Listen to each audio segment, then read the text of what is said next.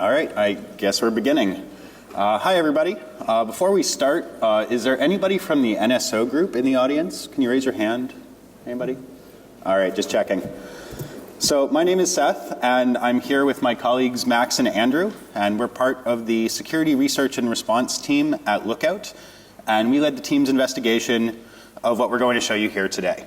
So my background is in analyzing targeted malware attacks, looking at things like infrastructure and threat hunting. Max led the analysis of the Trident iOS exploits and determining the associated vulnerabilities. And Andrew took the lead on analysis of the iOS surveillance software called Pegasus that we'll be talking about today. To start, just want to show a video of what this looks like in action. Here's an iOS device, and we've made a check for some IOCs for Pegasus, and they are not present on the device. We're going to show what the infection looks like on a standard iOS phone. So you get a text message with a link in it, and you click on the link, Safari comes up, and something's going on. What's going on? We don't know. Safari crashes. So load it back up again, and there's no evidence that anybody ever went to a link. But then if we go back to check for the IOCs, they're all there. The device has been completely compromised, remote jailbreak, without any indication that anything happened. So what did happen? That was just an iPhone being hit with the Trident exploits, a collection of 3 zero-day previously exploits that were used to install a live copy of Pegasus surveillance software on the device. So one click on that link is all it takes for your phone to be completely compromised and turned into a surveillance system. And that's Pegasus by the NSO group, which is why I asked before. Anybody is here, please raise your hand. But NSO isn't alone in making this kind of surveillance software.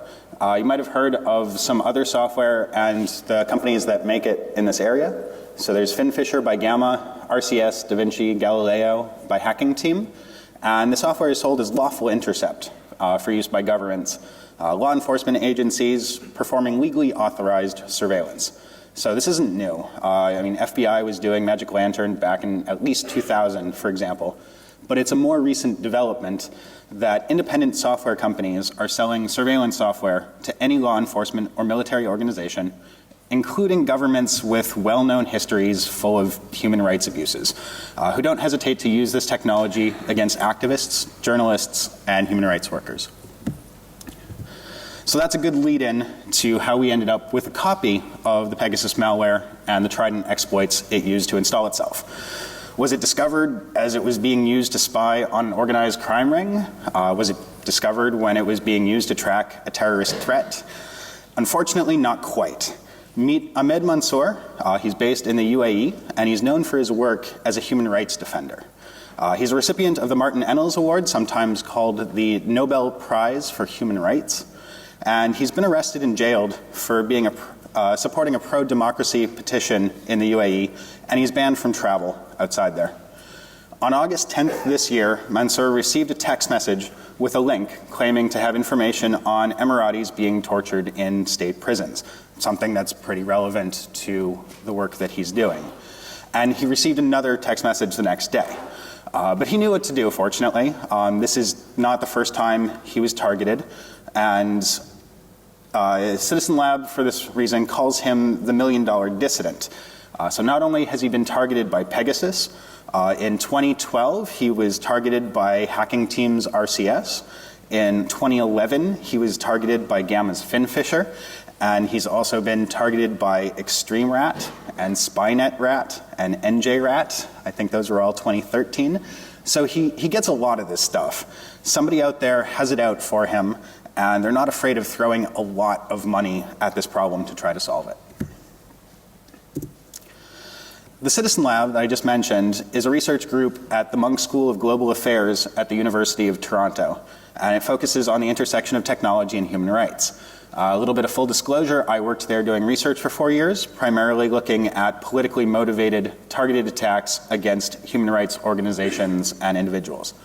Mansoor has worked previously with researchers at the Citizen Lab, Bill Marczak and John Scott Railton.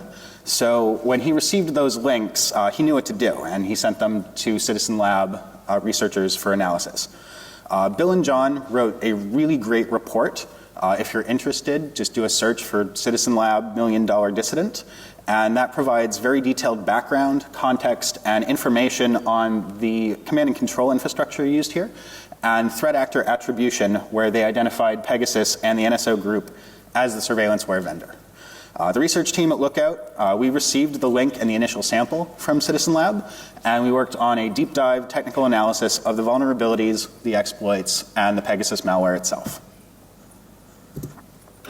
So what did Citizen Lab find, and how did they figure out that this is NSO's Pegasus?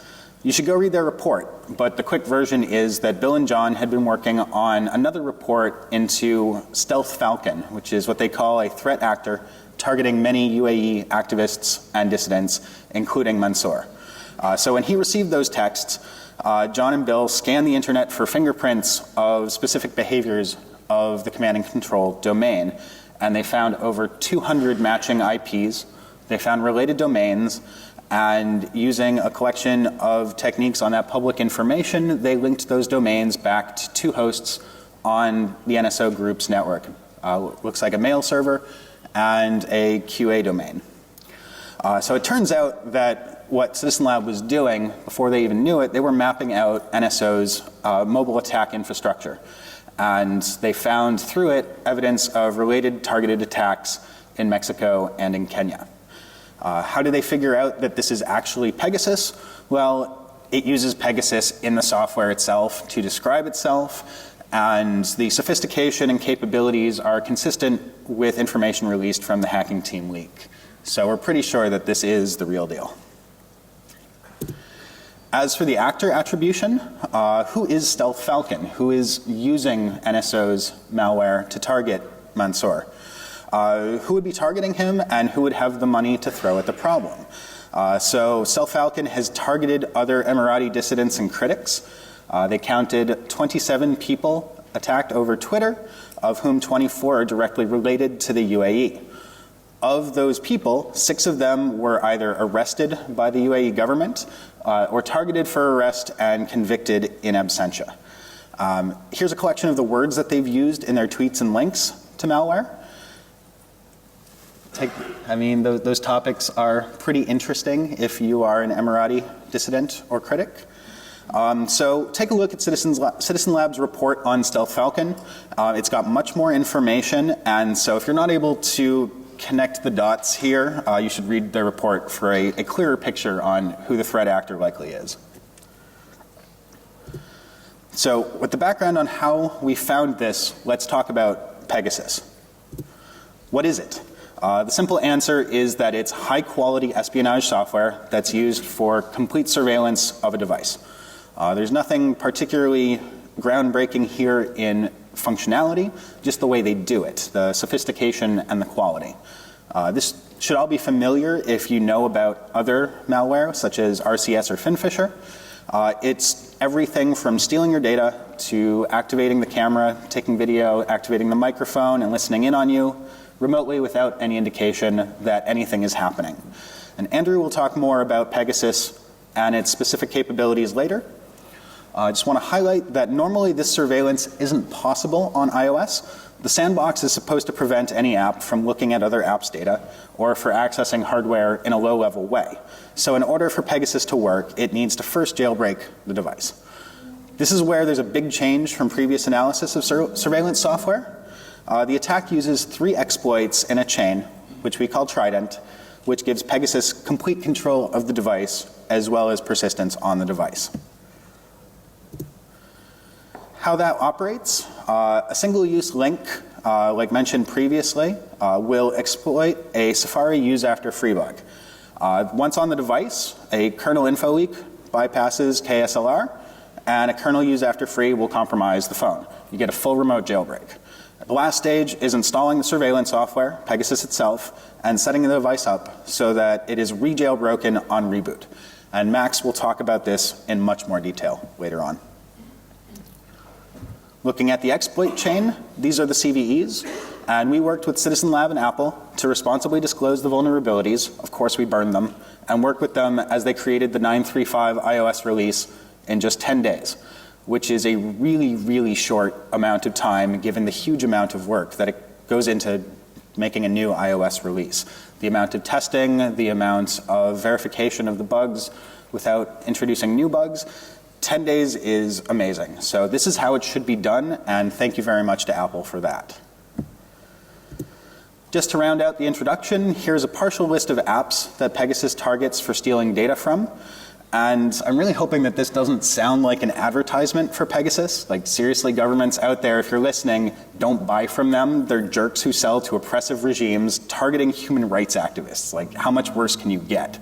But this really is a comprehensive list of apps for stealing data from. Like, look at that. It's everything that you use. Andrew will talk more later about how Pegasus steals data from these apps.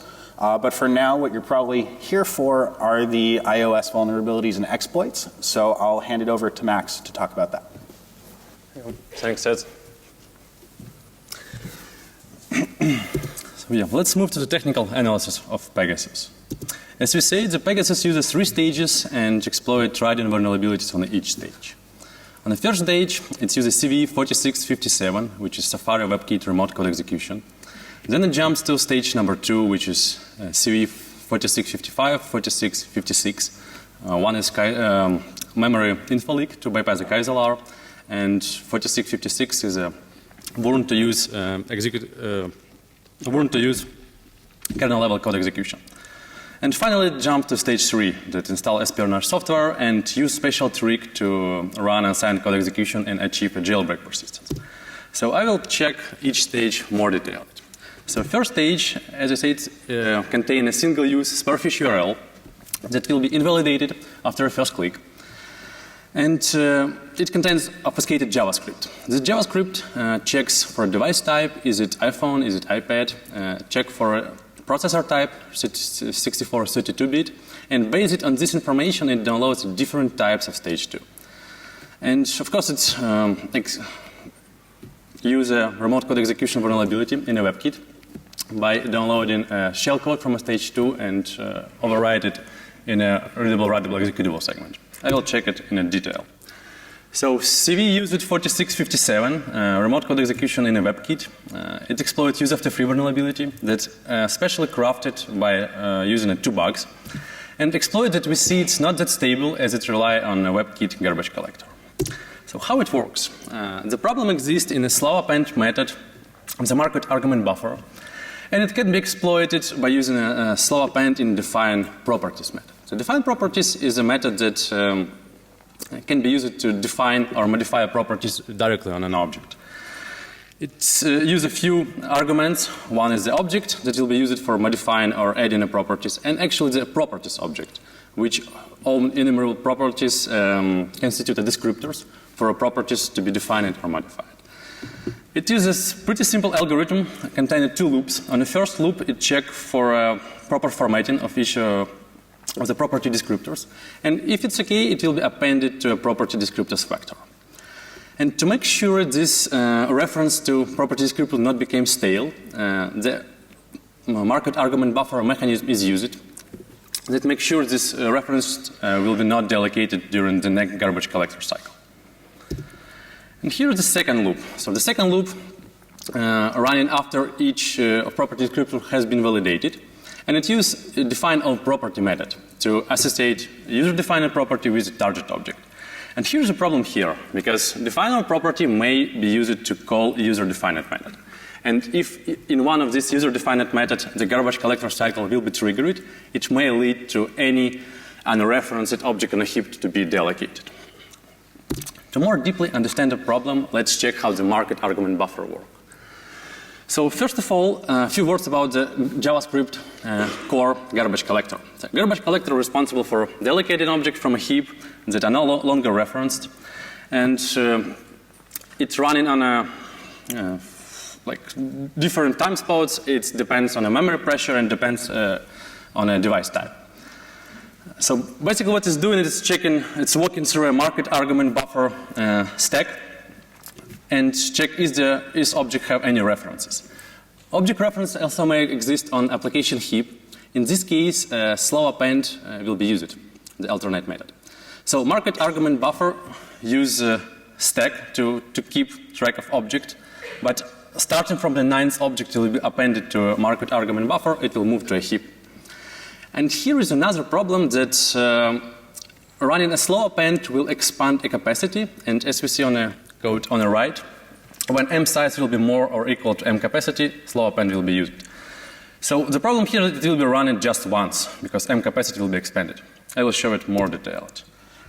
So the slow append. The first thing it is doing is moving all the objects from a stack to a heap. And after that move, objects are not automatically protected from a garbage collector. To make sure they will be not deallocated, the special heaps mechanism mark list set is used.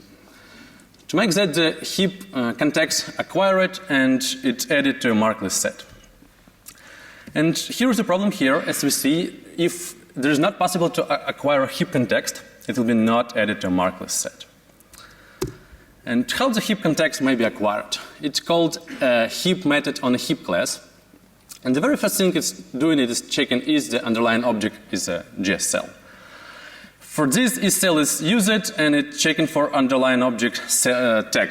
For a cells, it will be a cell tag, but for primitive types like Boolean, integers, the underlying tag will be different. It's not a cell, so a cell will return false, and the heap context will return false. That means we cannot acquire a heap context for primitive values. And once again, the problem in append, the slow append will be called just once, only when M size will be equal to M capacity. After that, the M capacity will be expanded.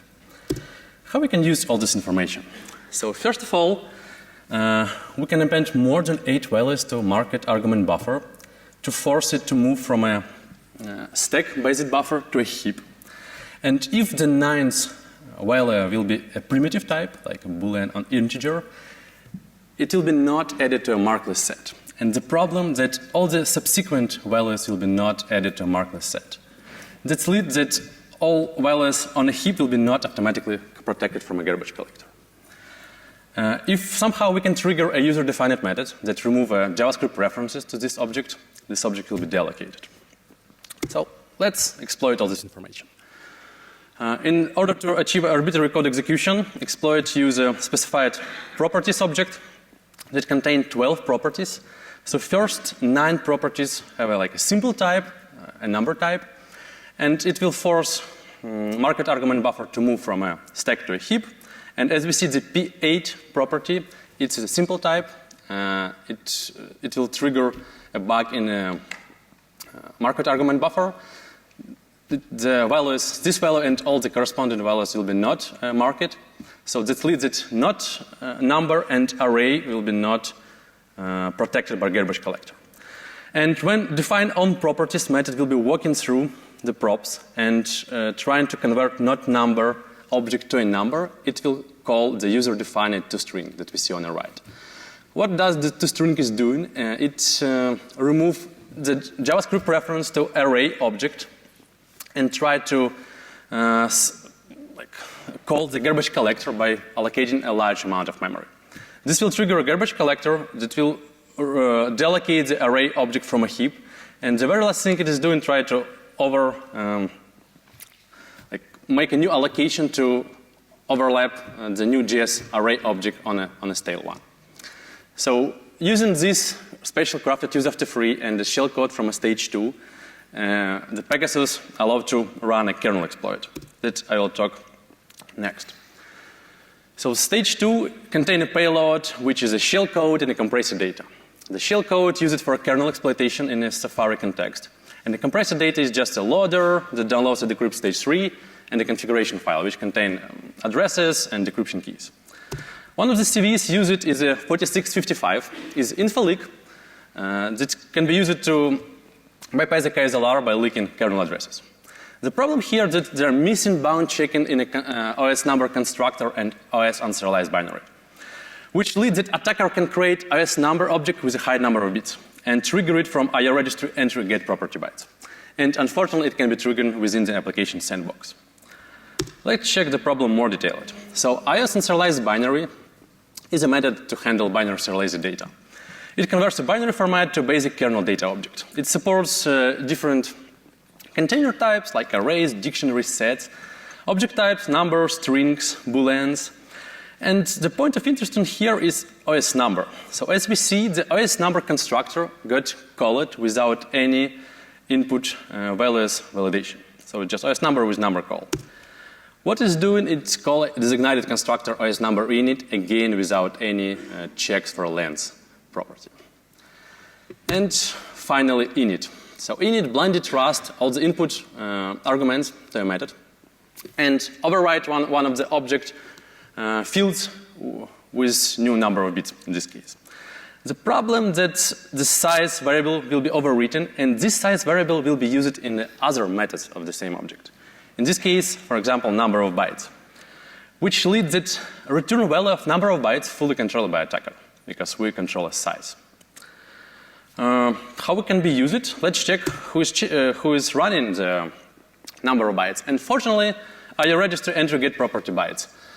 It's a code that's handling OS numbers, and unfortunately, it uses stack-based buffer to handle OS numbers and then copy it from a stack kernel memory to a buffer, to a heap buffer, and return to userland. And for that, the bcopy is used. But as we see, the bcopy uses a len that got calculated from number of bytes, and we control the number of bytes, which leads that attacker can control how many bytes can be copied from a kernel stack memory and return to userland. How we can call it? First of all, let's check how IO register enter get property bytes can be used. It's not that hard because IO register enter get property can be called from a userland and can be called even from an application sandbox. So this is how exploit may look like. So first of all, we create OS dictionary object that contain OS number with height number of bits as a key and as a value and one of the property as a key. The next thing we do in IO service open extended. It will spawn a user client, and next we can call IO register enter get properties on this user client. So this will trigger vulnerability. And as we see the data buffer variable here, the 256 bytes of the kernel stack memory will be copied and returned as a data buffer. The last step here is determine kernel base address from this stack memory, which we have here. So after we get a kernel base address, we can jump to a next attack, which is CV4656. It's use of the free to gain kernel level code execution. It exploits the problem that set@index macro does not retain an object or do any other memory management. The trigger happens in our friend IOS unserialized binary, and again, unfortunately, it can be triggered within the application sandbox. So IOS unserialized binary, we just checked it in a previous bug. So it's a method that parses binary encoded values and returns the IOS object. Support different container type like dictionary sets, arrays, object types, numbers, symbols. And here is a very special case called the KIOS serialized object. It allows us to create a reference to already deserialized object. This is important, and we will go for that next. So in the process of deserializing and parsing object, IOS unserialized binary create an object and keep track of all the objects by using set@index. What does set@index do? It uses objects array to keep track of objects, and it just saves a pointer to the serialized object as one of the array indexes. And here is a big problem here, because it doesn't retain an object or do any other memory management mechanism, just save a pointer. And unfortunately, what's going next in a code that casting OS string to OS symbol, we're releasing we call a release on object pointer, which will lead to object deallocation. So the object is deallocated, but the object's array still have a reference to it. If you can somehow use it, it will be used after free. And here's our friend KIOS serialized object that will call retain on an object that is saved in array. So basically, object is deallocated, arrays still have a pointer to it, and we call retain on this pointer. It's classic use after free. How we can exploit it? First of all, let's create IOS serialized dictionary that will contain OS string that will lead the object deallocation. And as this OS string object is 32 bytes in the memory, we need to do the next allocation to reallocate our attacker-controlled object. For this purpose, OS data is a perfect candidate. OS data can be pointed to a buffer. We can control the buffer size. We can control the buffer content. So what we're doing, we create a buffer size with the same size as OS string object. And this buffer will contain fake OS string object with fake vtable. The very last thing is to trigger use of free by adding KOS serialized object to encoding. So once again, OS string will trigger object deallocation. OS data will reallocate the same memory with our attacker-controlled object, with our fake vtable, and we will call just retain on this fake vtable and gaining kernel-level code execution. So after that, Pegasus, after kernel exploitation, Pegasus make a few kernel patches, like set UID to easily escalate privileges, patch out IMFI get out of my way variable to disable IMFI, disable code signature checks by patching CS enforcement disable, and final patch mac mount and lightweight volume manager to remount system partition as readable writable. After system partition got remounted, we can overwrite with stage 3 loader. And stage 3 loader will download stage 3 files, which contain like 12 files. Most of them are binaries. Here are 3 groups of them. For example, the process group, like double install the watchdog or systemd, which is a main reporting model. More detailed, Andrew will talk more detailed about all these things. There is a lib groups, which, for example, contain lib data. It's masked and renamed Cydia substrate framework. So Pegasus uses Cydia substrate to inject dilibs into a process and install hooks. And with these hooks, intercept calls, intercept messages, and so on. And finally, a SIR group, which contains com apple iTunes Store D file, which is a JavaScript file that uses it for unsigned code execution on device reboot. I will focus on this one. So as I say, it's a JavaScript that triggers a bug that allows to unsigned code execution. In combination with RT-body-D trick, it can be used to achieve a jailbreak persistence. The problem is the bad case in set early value, and fortunately in this case, it's triggerable only from GSC binary process context. So what is the problem? The problem is in set impure getter delegate binding, which is baked by function set impure getter delegate in C++. So what does it do? It get 2 arguments. The first is impure getter, and the second is any JS object that will be set as this impure getter delegate. And it calls a set delegate. What does a set delegate do? It calls set, which call finally a set early value. Here's a problem. Here's a problem in set early value. As we see, there is a reinterpret cast, and there is no type check before this cast, which leads that if any other object type will be pasted to a function, it will be improperly downcasted to impure getter type. Here's more detailed explanation what happens. Here's the decompiled set function set impure getter delegate. Most of the methods are inline in here, and as we see, after parsing 2 arguments, it will override base plus 16 with a pointer to a delegate. So basically, we can override one of the object fields with a pointer that we control. On the right, we see JSArray buffer view class. So if we pass object type JSArray buffer view, it will override the mvector field with a delegate pointer, which will lead to readable, writable, and even executable primitives. How it can be exploited? First of all, we use a dummy array buffer as a backend vector for 2 data views. And we use a batcast and set impure getter delegate to override one of the fields of first data view with the second data view. And which, as mvector of the first data view is overwritten, we can use set uint or get uint32 to override fields on the second object.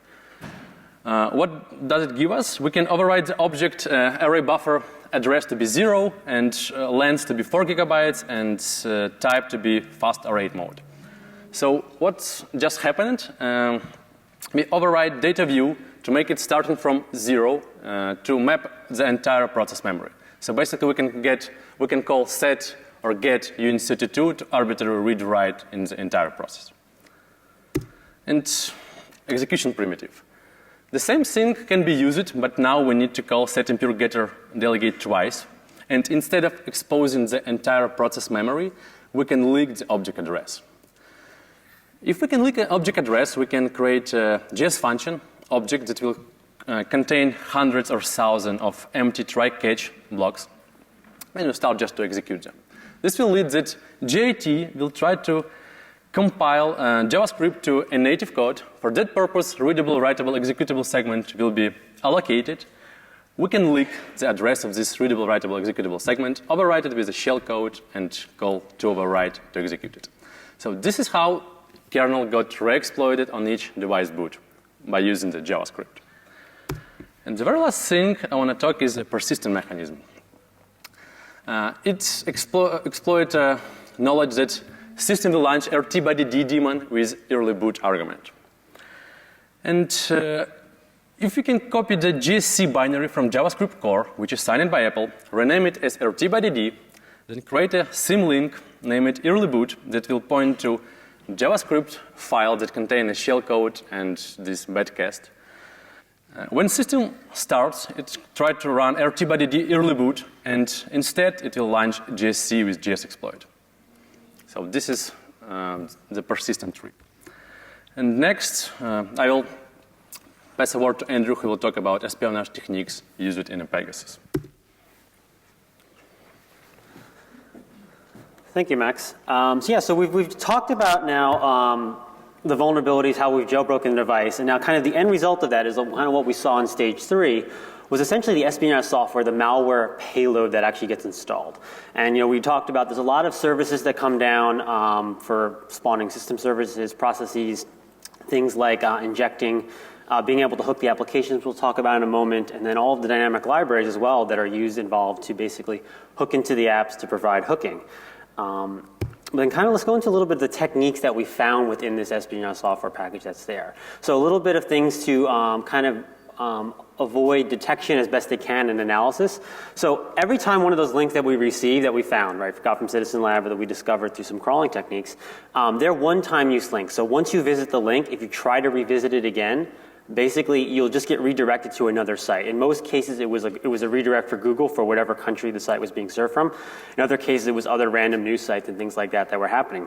So that kind of defeats a little bit of trying to go back if you missed capturing the first set of the payload in the first stage. Additional things we notice obviously within the different stages. The first stage obviously is a JavaScript exploit because it comes down through the website link that gets run through Safari. That JavaScript was heavily obfuscated.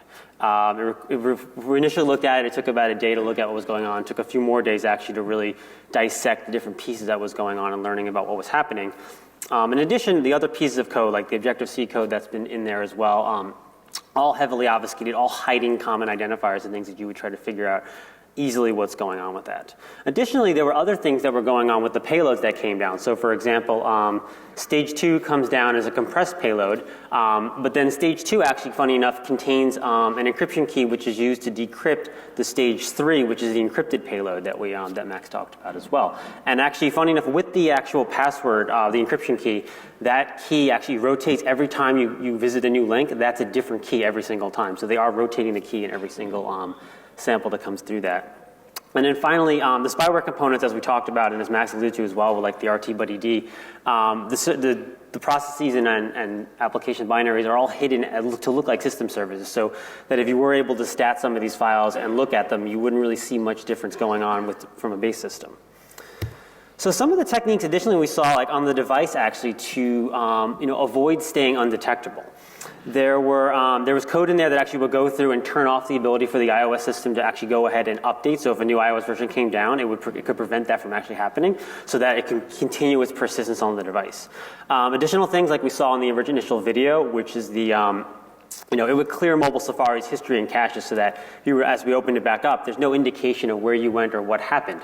So you really wouldn't be able to revisit the link at all of what's going on with that. And additionally, most of the communications were going over the SIP protocol as well. And then one of the things that was discovered, there's a separate module, obviously, for all the SIP communications, as well as the root CA cert in order to communicate with that server correctly. And then finally, there was actually a variety of different self-destruct mechanisms that are involved with this, right? So there's, within the payloads, there's the ability to erase itself from the device remotely. So if something gets discovered or they want to terminate spying on a device, they can remotely destruct it and Pegasus will remove itself. In addition to that, there was actually mechanisms where if you were to infect a device with Pegasus via Trident, and the device doesn't actually able to check back in with the command and control servers within about 24 hours, it actually will actively remove itself from the device as well, even without having talked to the server. So there is kind of a check-in system that goes on with that, which is fairly interesting. Now, in terms of the actual data that we saw that's able to actually gather and stuff like that, right? Obviously, this is a lot of stuff that you'd expect espionage software to track down. But what we saw basically was the ability to turn on and record the microphone at any point in time. And additionally, any sort of video or data, or any video coming from the camera, obviously, it could record as well and send up to the command and control servers.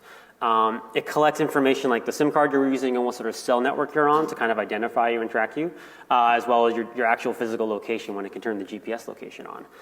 And then also finally, what was interesting was it will go into your iOS keychain and try to get out your password for your Wi-Fi network that you've connected to. So any secure network you've been on, it will pull those credentials out and send them up to the servers as well, for a variety of different reasons, right? Because now they'll have credentials to be able to log into your networks from wherever you are, whether they're work, home, or in transit, they'd be able to do that.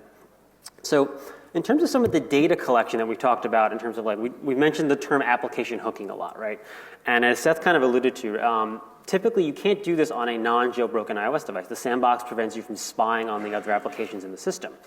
However, once you get a jailbroken device, though, you can use tools like Cydia Substrate to essentially what's called hook the application's functions in the thing. So if they have a function that's like send or read messages, you can hook that with the spyware and then basically be able to see and get all that information that's coming down from the framework layer and deliver it off to wherever you want, basically your systems, or basically act on that data as it's happening.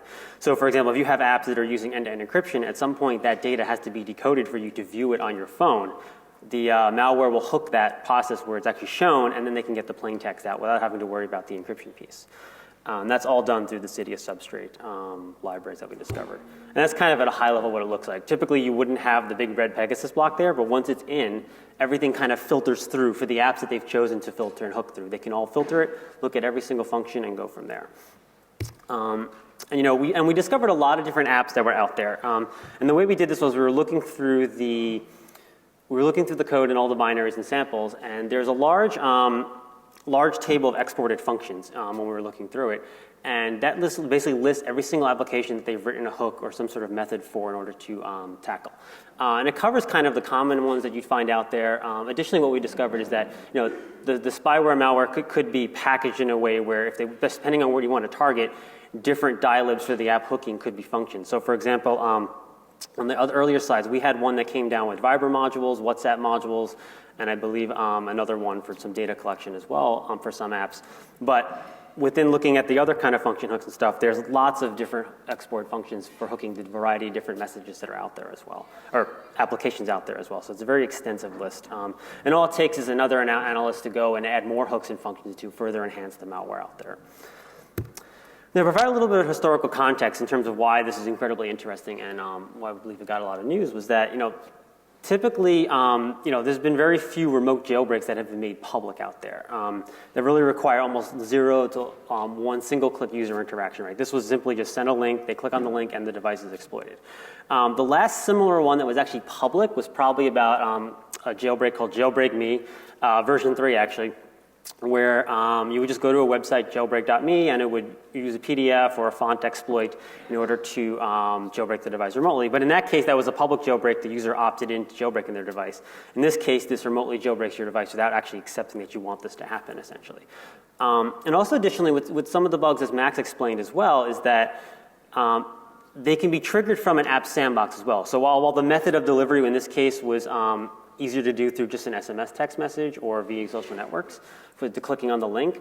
If you were to get a malicious application installed on the device, it could also exploit these vulnerabilities before they got patched and go through the process as well. And so kind of the finish up with a little bit of the work and observations that have been going on is, remote jailbreaks in the public are extremely rare. Obviously, 5 years ago was the last time we found it.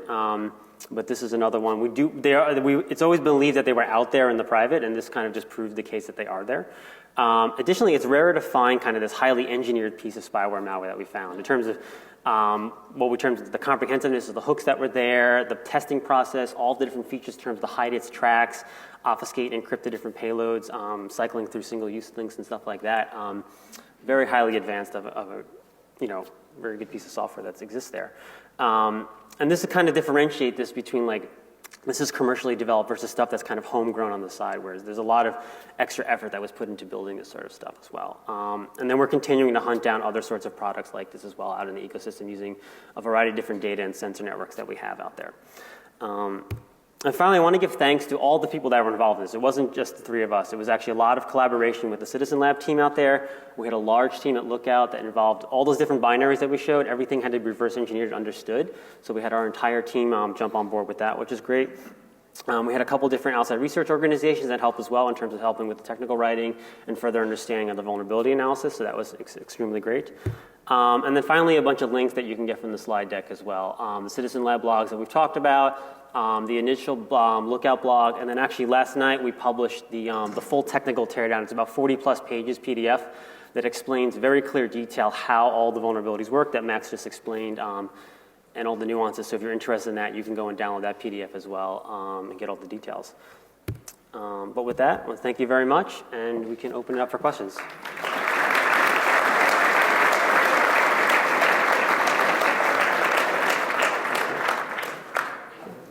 Max got most of the questions.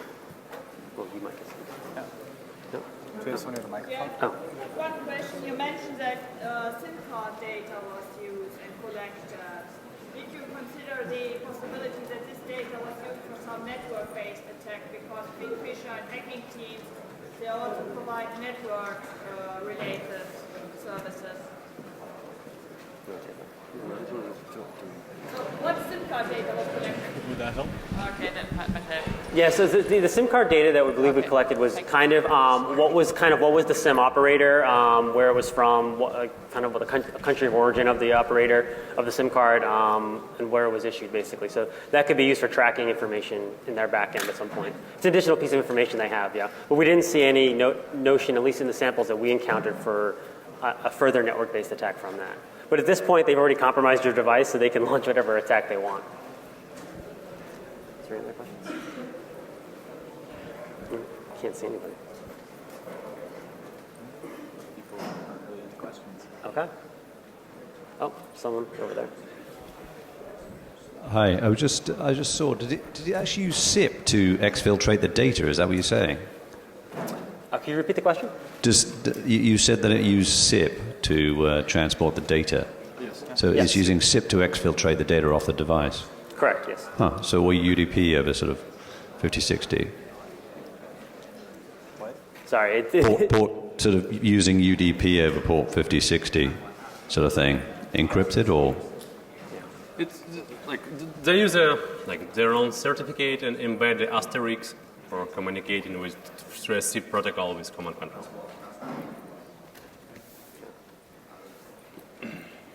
They encrypt all the data. Mm-hmm. Yeah.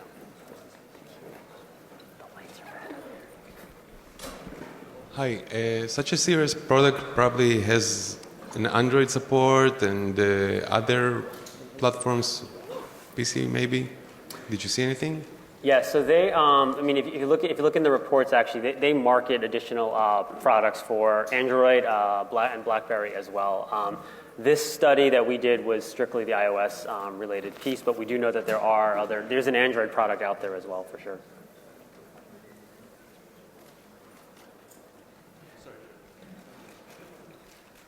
Okay. Yeah, if there are more of you guys just can catch us, we'll be around today. Oh, I forgot one more. Perfect. What did you get from the SIM? What data did you get From SIM? Yes. It's under answered like the operator details. Like we see they trying to capture like IMA stuff, like all the things that the phone used to communicate with the network. as well as all the SIM details that are available to iOS. So basically, their goal is to get as much information about the target as possible, right? So SIM card is just one information of, what carriers they're operating on, where the device is, any sort of information they can get in terms of that. And then they can use that. Once they have the information, then it's a matter of whoever's using the product, how they want to use the information once it's been received. So it's just another piece of information gathering. Yeah, there are more details in a report, like what fields from a SIM information they're reading and using.